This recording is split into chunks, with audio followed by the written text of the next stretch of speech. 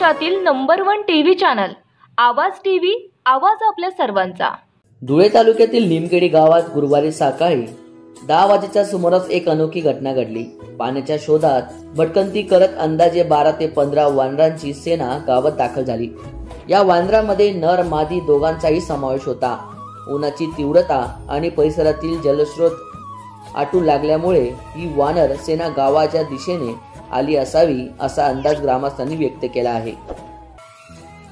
गावात शिरताच वानरांची काही वेळाचा विसावा घेतला। त्याची हालचाल पाहून ग्रामस्थांनी पाण्याची व्यवस्था केली आणि विविध खाद्यपदार्थही त्यांच्या समोर ठेवले।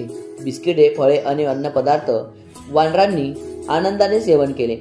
या प्रसंगाने गावात उत्सुकतेचे व आनंदाचे वातावरण निर्माण झाले होते। गावातील लहान मुले व ज्येष्ठ नागरिकांनी वानर सेनेचे स्वागत करत त्यांच्या पुढे खाद्यपदार्थ ठेवले। वानर देखील शांतपणे गावात वावरले आणि कोणत्याही प्रकारचा त्रास न देता काही वेळानंतर परत निघून गेले। बऱ्याच वर्षांनंतर इतक्या मोठ्या प्रमाणात वानरांचा समूह गावात असल्याचे ग्रामस्थांनी सांगितले। नैसर्गिक साधन संपत्तीवर ताण आणि जंगलातील बदलते पर्यावरण यामुळे वानरांचाही आता माणसांच्या वस्तींचा आसरा घ्यावा लागत आहे, हे या घटनेतून दिसून येत आहे।